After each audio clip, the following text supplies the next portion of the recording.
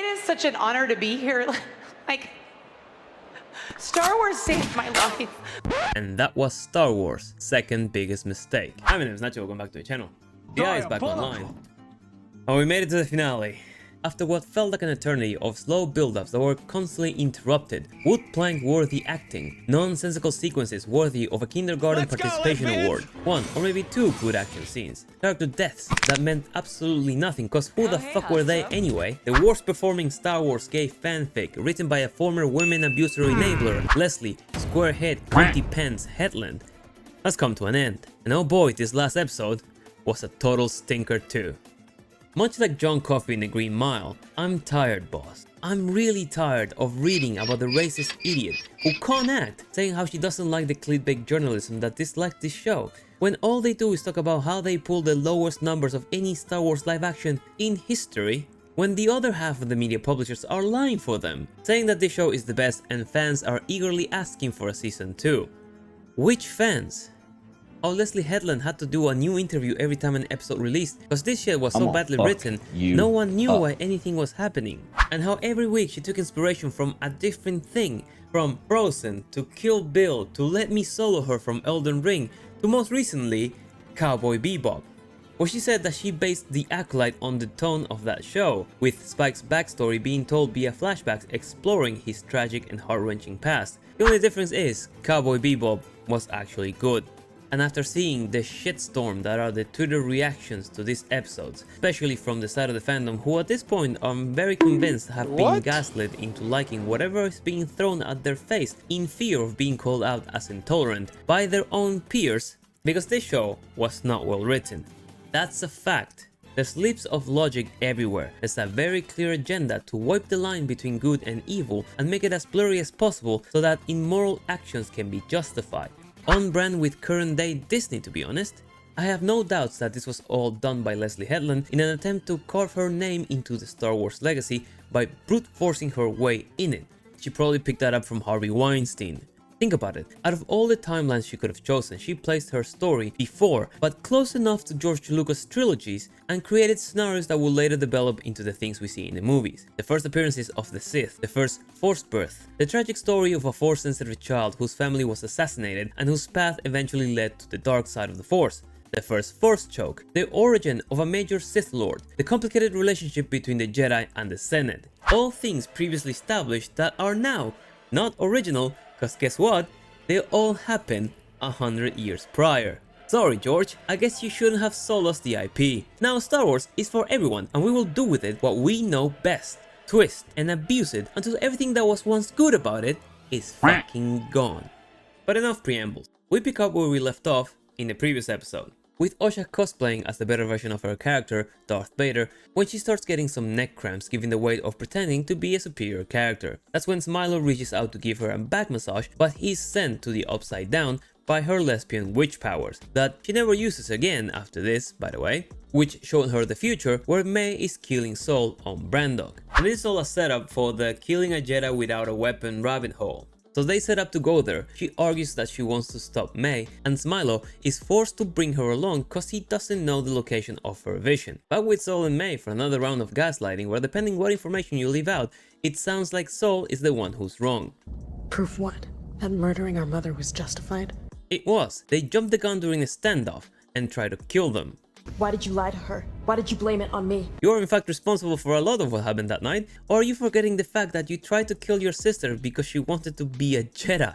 You locked everyone in. Because the Jedi invaded our home. Granted, the Jedi were disobeying orders when they went back to the Coven. Still, doesn't justify the fact that the lesbians took an overly aggressive stand and made the first move against them. My biggest regret is that I wasn't able to save you both. Which honestly would have been rather easy.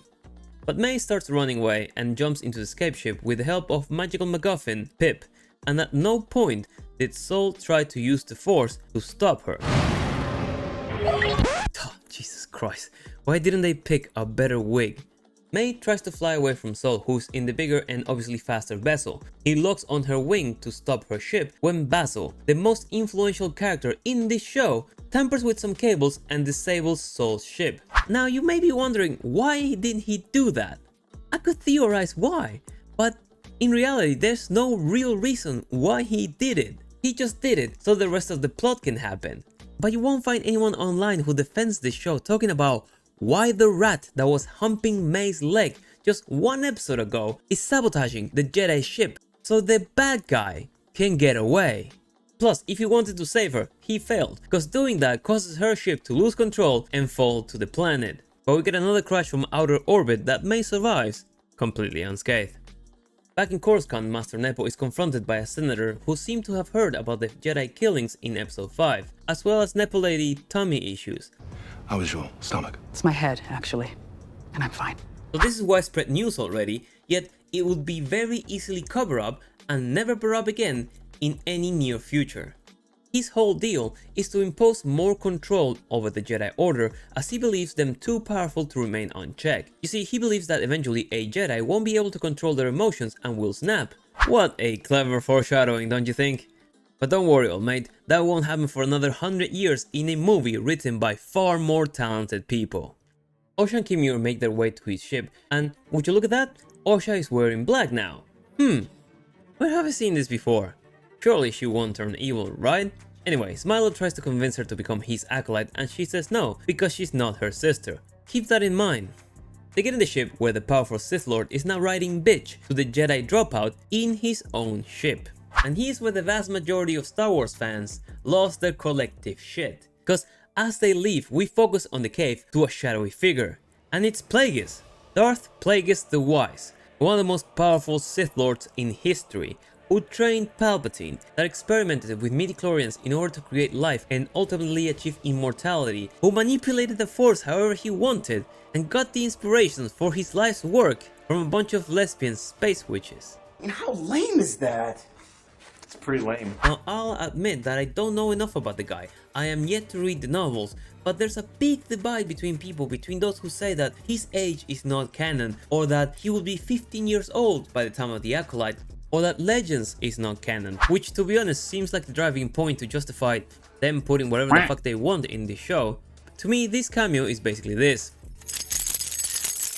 How long has he been in that cave? How did he get there? Why has no one sensed him yet? His master was Dark Tenebrous. Is that Kimir or Osha? What happened to the rule of two? Is he a Sith or is he not? Cause he fucking looked like one. Don't ask questions. According to Lesley, he was always meant to be included.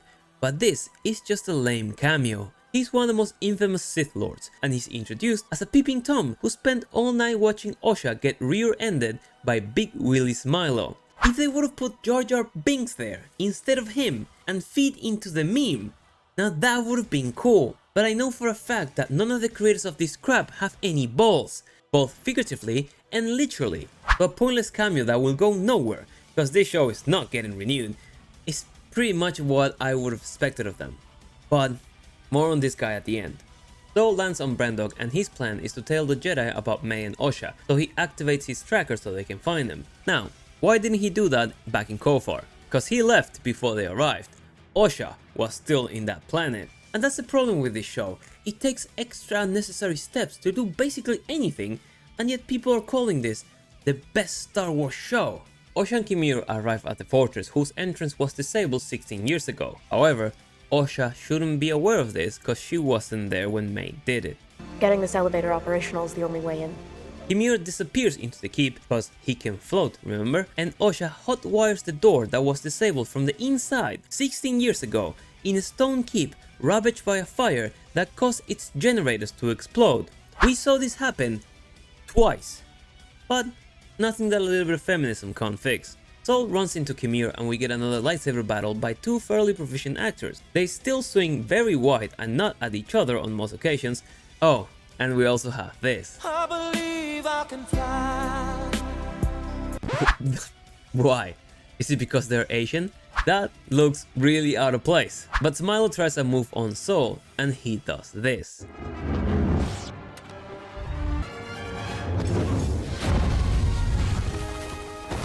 Now you see, that was cool. Why can't the rest of the show be like that?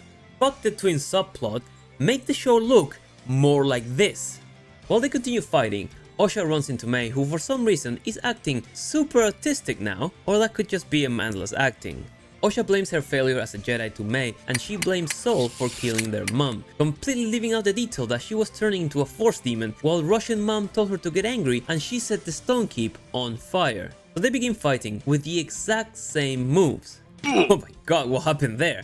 $180 million well spent, am I right? Looking like DEI Tanya from MK. Now I get that they are the same person, but for 16 years, May was being trained by the Sith and Osha was being trained by the Jedi. Doesn't fucking matter if they're Force clones, muscle memory alone should dictate them having different abilities. But they're literally moving in unison, mirroring every single move. The fight choreography continues to suck ass as well. That's quite big. And Osha is clearly giving in to her anger. Back to Kimura and Sol, who get into a lightsaber clash. Headbutt his lightsaber. Headbutt his lightsaber. Fucking headbutt his lightsaber! Now on my first watch, I thought he forgot he could do that. Also, why is he not wearing his cortosis bend braces? Seems like an odd thing to forget if you're planning to fight Jedi. Whatever the reason, he goes for a very telegraphed headbutt, which Sol deflects, leading to Smilo losing the fight. Before he can strike him down, May sneaks behind him again and manages to disarm him, the same guy who in episode 2 was doing laps around her effortlessly. Smilo tells May to kill Sol so she can fulfill her training, but she refuses. Instead, she wants him to confess to the Jedi what he did, which, leaving very important details out, is very damning for Sol. Also, this is like the 5th mood swing May has had since the start of the show. Like, the fuck do you want, girl? With a clever play of words from the writing team that left very important details out, like the witches being really fucking hostile, Sol confesses to killing their mom, which he did to protect May in a way. That's when Osha comes in and hears him say that. This is enough to push Osha to be overcome by her anger, and she begins force choking Sol, which was the end meaning of killing a Jedi without a weapons quest. Which in my opinion, if you use the Force offensively, it could be very easy qualified as a weapon. But don't let me ruin the fun for you, Lesley. And because the powerful Jedi Master loves Osha, he doesn't counter the choke and lets her kill him. Which is funny because it's another instance of a black person killing an Asian one. Very on brand with Ubisoft, I mean Disney. Now people were pretty harsh on the prequels, especially with Hayden Christensen in episode 2. I particularly like the guy as an actor. I really like Jumper, for example. Now in The Return of the Sith, this is him giving in to his anger and force choking Padme, and I've always liked the comparison of his eyes to the painting of the fallen angel. This is Anakin at his angriest, and this is Osha at hers. Why can't this bitch act? Also, May remains thoroughly autistic during all of this. But now Osha is the bad guy, and as Mimir leans in for a touch, she lashes at him with the lightsaber that begins to turn red, because she's bleeding her anger into Sol's saber. This, however, is pretty lame. People calling this a mood ring looking thing are not far from the truth, because there is actually a canon version of this, where Vader, one of the most powerful Sith Lords ever, almost died trying to bleed his anger into the Kyber crystal, which took him several almost deadly attempts. But apparently bleeding a Kyber crystal wasn't even canon until 2005, so what's even canon anymore? Just consume product. Osha literally did it in one go. However, according to Lesley, the twins are not as powerful as him. Right. As Venestra touches the ground, she senses Smilo, who quickly puts on his helmet and disappears. This further confirms that he was her apprentice at one point and shit hit the fan. Who gives a shit? This show is not getting renewed. So the twins escape and the multiple Jedi Knights rely on Basil again to track them down. Basil, the Weasel, is the most influential character in this entire show. Osha decides to live with Smilo cause once you go Asian, you never miss an equation, or something like that. I can't rhyme. But May decides to stay back and be caught by the Jedi while Smilo erases her memory, cause he can also do that, by the way. And at this point, I lost the plot. Why is May staying behind and Osha going? Aren't they meant to be more powerful together? Why say, I will find you, I promise? You already did. He's right in front of you. Take Sol's ship and go back together. But we need the plot to happen. So she stays. Fuck this show. Venestra faces the council and she has no better plan to justify her failure than to blame everything on Sol, who other than disobeying orders, did nothing wrong. But this is Disney Star Wars, and when shit doesn't go the way you want, just blame it on the men. Osha and Mimir are now master and apprentice, after she said she was not her sister, with Plagueis hanging about, and the other thing Lesley said about him was that he always meant to be included in the show as the sinister figure looming over Osha's triumph. And it's funny how she worded that. A triumph. She killed her former master, a man who loved her, and went away with the guy who butchered all her former friends and left her psychopathic murderous sister borderline lobotomized in the hands of her now new enemies, the Jedi. And in the eyes of Lesley Headland, Harvey Weinstein, former personal assistant, this is viewed as a triumph. Oh, and Yoda also makes a cameo at the end, further shedding on the Phantom Menace, cause now not only Mundi is aware of what happened in Kofar, Yoda also heard about the killings and completely disregarded the fact that maybe some Sith are about, cause for some reason he doesn't sense that Venestra is lying to him or that multiple Jedi were killed in the past few days. The end. And that's it. This show was The Marbles of Star Wars, an absolute dumpster fire conjured by a feminist activist with no talent that spits on the brand built by people far more capable than her. The epitome of lesbian fanfiction, with no cohesion story-wise, little character development, with an overly ballooned budget that delivers a barely watchable show that relies on shitty cameos, dumb love scenes, and member berries to latch itself to the rest of the franchise like a leech, sucking on its blood and copying the most important plot points of a more successful story. I could give some parts of this a pass, like some of the fights in episode 5, but because the rest of it is so bad, it completely overshadows the little good that's in it. Lesley said that this was not meant as a stab to George Lucas' Star Wars, even though it pretty much felt like it was, and that she aimed to top the Duel of the Fates and the Matrix subway fight with its action scenes, and she believes they accomplished that. I believe that I'm gonna fuck Sydney Sweeney on the weekend, however I'm not delusional enough to believe that's actually the truth. This is why Star Wars has to remain a boy brand, because the best bits of this show, which are few and far between, that everyone liked were the fights, the power displays, the war drama, things dudes and subsequently girls like about Star Wars. The rest is pretty much what you expect a girly show would have. Random naked men, boring chicks falling in love with serial killers, constant character shipping. It's basically Bridgerton in space. And if your show is really that good, then you wouldn't feel the need to encourage people to tell their friends to watch it and ignore the IMDb scores. I'd rather tell my friends to watch The Human Centipede.